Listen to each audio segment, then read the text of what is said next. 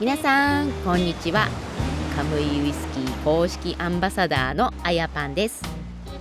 今回から2本立てで利尻のお酒特集をお届けします。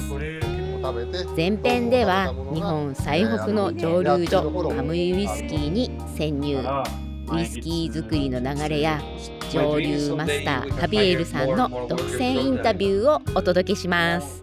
新しいもっと大きいの蒸留所を作らなきゃいけない。後編ではフランスから移住しカムイウイスキーで働く業務くんと名酒バーテッチさんで乾杯。利尻の地酒を楽しみながら島暮らしのリアルな本音やカムイウイスキーの話をじっくり聞いてきました。それでは早速前編をどうぞ。まず去年9月に行った蒸留所見学の様子を交えながらウイスキー作りの工程をご紹介します。ウイスキーは穀物と水、そして時間が生み出す魔法のようなお酒。ここカムイウイスキーでは北海道産とスコットランド産のモルト全4種類を調合した原料を使用しているそうです。でやっぱりその4つ種類麦麦が一緒に混ぜることが結構珍しいです。香ばしいです。まずは大麦を発酵させて乾燥させたモルト、これを粉砕しお湯と混ぜて糖を抽出します。ここに、先ほど粉砕した大麦麦麦とお湯を混ぜて一応糖化作業というふうなことになります。大麦に含まれるでんぷんが糖へと変化し甘い麦汁が生まれます。次にこの麦汁に酵母を加えて発酵させます。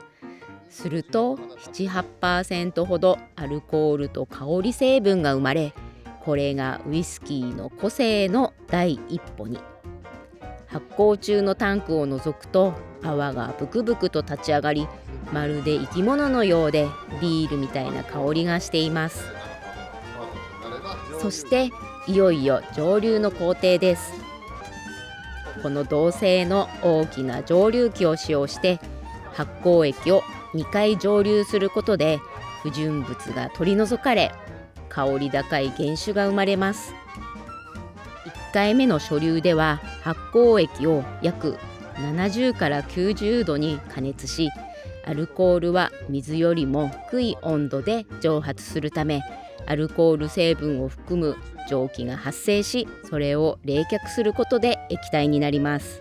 ここでできたものがこのタンクに入ります。でこっちが再流機っていう2回目の蒸留をする機械になってて、再流の過程では3つの部分に分けていきます。最初に出てくるヘッド、そしてウイスキーの中心となるハート、そして最後に出てくるテールになります。職人の経験と技術でハートの部分を見極め選び取ります。この蒸留のさじ加減がウイスキーの品質を大きく左右するそうです。ここのところにスチームがあって熱を加えてるんですね。で場所によってはこれを釜のように直火でやってるところもあると。一応スチームでする方が温度管理がしやすいということになるので、そういったことで蒸留をしているということになります。そして蒸留された原酒は加水して調整し樽に詰めてじっくりと熟成されます。樽は単なる容器ではなくウイスキーの育ての親のような存在。スコッチウイスキーで主に使用しているバーボンダルとシェリー樽にはそれぞれ特徴があって、バーボンダルはバニラやキャラメルのような甘い風味、シェリーダルはドライフルーツやスパイスのような香りです。樽が呼吸することで木の成分を原酒が吸収し、やがてウイスキーの琥珀色へと変化していきます。さらに利尻島の寒冷な風土に育まれながら独自の個性をまとっていくんですね。利尻の自然とカムイウイスキーの情熱が詰まった一本、一体どんな味わいに仕上がるのか今から楽しみですね。そして今回蒸留所を取り仕切る蒸留マスターのハビエルさんに利尻島での思いについてじっくり伺ってきました。そうじゃあ質問なんですけども、ハビエルさんは利尻に来る前はどこでウイスキーを作っていましたか？ I made whiskey in Chile, チリ。yeah, in Argentina, うん America, of course, yes. Or I was like an international consultant, so I helped other distilleries to start. And then after 10 years of experience, I came here to Rishiri. 来年の秋に第1弾のウイスキーが出来上がると思いますが、どのような味わいになると思われますか？ Yeah, it's like when we walk outside the distillery in summer, you feel this salty, umami, kombu, the rocks, sulfury, and everything of that. That's our idea is put in the whiskey. It's gonna be on the whiskey. 昆布の香りもちょっと入ってる。海の香りは濃いです。本当に利尻島の味が入ってる。確かにお客さんにカムイウイスキーの原酒を飲んでもらうときに昆布の味がするって言われます。昆布テイスト。で昆布は Yeah, it's everywhere. the coffee. 私は原酒だからまだそんな昆布の味とか香りつかないって思ってたけどつくんですね。それ人によってですね、やっぱり。じゃあちょっとウイスキーの話とは変わりますけども、利尻の暮らしはどうですか？ I really like Hokkaido. I love Hokkaido. I love that everything is slow pace. I prefer to live here than in Tokyo or Osaka. I don't know. I really like here because everything is more relaxed. Yeah, and the nature, like working here with in front of the ocean, it's incredible, of course. So I think the nature, the lifestyle of the countryside of Japan, it really suits me. この蒸留所は毎日海見えます、山見えます。さあ最高です。俺もと。Yeah, you do, right? そう誰でもそう。この仕事をしてて一番楽しいことは何ですか？ There's one that is, since I'm a foreigner, I think I have learned a lot of my Japanese team members. I learned about like how they work. They are very different from Western workers, so I think every day I learn from them how to be more. They are very exigentes. I don't know how to say. You know what I'm trying to say? So one is that I learn from my workers, even the one who is making milling degrees. I learn from his attitude, from how he see works. Yeah, this is very interesting. That's one.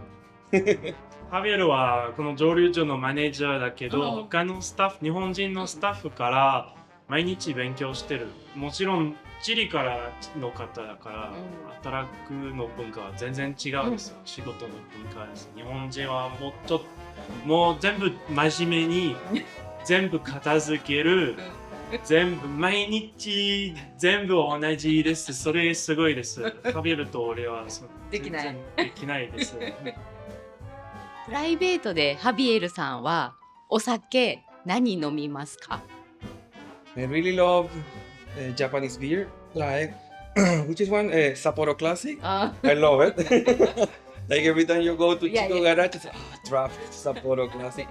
But I like to try different whiskeys every time. I don't drink too much, but I love to try different whiskeys, like from Scotland, it could be from Ireland, from South America, from Japan, and I'm really happy that now there's more distilleries making like 100% Japanese whiskey. I think that's the best.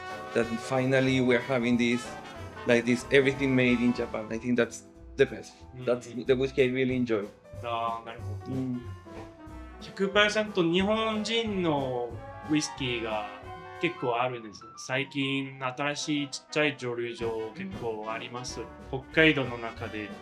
で、それは良かったって言った。ちなみにそのウイスキーはなんていうウイスキーですか？ I really love what Maoi Distillery is doing. Maoi, it's near Sapporo. It's the Maoi Distillery. They're making super good whiskey. Yeah, ウイスキーはとっても美味しいです。 it's super good. Of course, I always respect what Ichiro is making at Chichibu Distillery. Yes, it's excellent. What the other super good new Japanese whiskey? Yuza Distillery. Yuza. 定山 Yuza, yeah. They also are on this. There's a lot of new distilleries that are making everything in Japan, and I think it takes some. I don't want to say the word, but it takes a lot of strength to make it, you know. 他のちっちゃい蒸留所は全部日本から麦麦が水だからそれはすごいです。それは難しいです。日本からの全部はもっと高いです。あと樽にも最近水なら樽が多い。それとっても高いだから難しいです。And at the end, I'm not saying that it's wrong blending whiskey, but it has to be on now. It has to be on the label. That if it's Japanese whiskey, it has to be everything made here, and the other has to say war blended whiskey. You know that we need honesty on the market. 昔今まで日本のウイスキーはブレンドウイスキー。あでもボトルはジャパニーズウイスキーだけ。今まで結構嘘があった。でも今からそれは終わりです。ブレンドウイスキーだったらラベルは書かなきゃいけない。必要です。ルールです。それはだから今からちっちゃい蒸留所はやっぱり全部ジャパニーズウイスキー作りたいです。それは良かったです。じゃあハビエルさんはこの原酒飲むときにどういう飲み方をしたら一番おすすめですか？ It's a good question because we discovered that there are different tastes for foreigners and for Japanese consumers, right? そうですね。日本人と外国人は全然違うだからこれは難しいです。So we try to make like a Negroni, which is Genshu, red vermouth, and Campari. No. It's super good, but maybe it's too sweet for Japanese consumers. そういったビート And bitter. ハビエルとレイとケイシーもとても好きだけど、日本人だったらちょっと甘すぎと苦すぎかな。But I think I will say a glass, and then you start to add water, and then so you can start to feel the like different flavors that are hidden inside that bottle. Yeah, like Genshu, start to add the water little by little until like 50-50. I think it's super good. That's really good. That's a good experience. とりあえずストレートでやった方がいい。で、あとゆっくりちょっと水入って、ハルフ原酒、ハルフ水までそのまま 30%、35% になる。だからもっと麦麦芽の味感じます。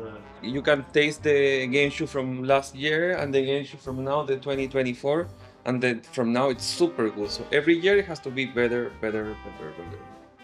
And I also think that from my point of view, the distillery has a personality. It has unique characteristics. So it's like meeting someone, you know the person, and then you start to understand how it works, how they handle it. So at the end, yeah, you are like every day we know how to operate better our equipment. 去年の原酒と今年の原酒の味は全然違うです。蒸留所は自分の性格がある。だから毎年ハビエルをもうちょっと蒸留所のことをもうちょっと分かりますね。例えばポットスチルはそんな感じやったら味はちょっと違う。もっと焼きすぎだったら味は美味しくないでそんな感じでもっと美味しくなるからそれ毎年もうちょっとちゃんとわかる。じゃあ最後にカムイウイスキーが将来どういう風になっていったらいいですか、会社が。I think in a couple of years we are gonna expand our production. We hope to have maybe a larger distillery someday.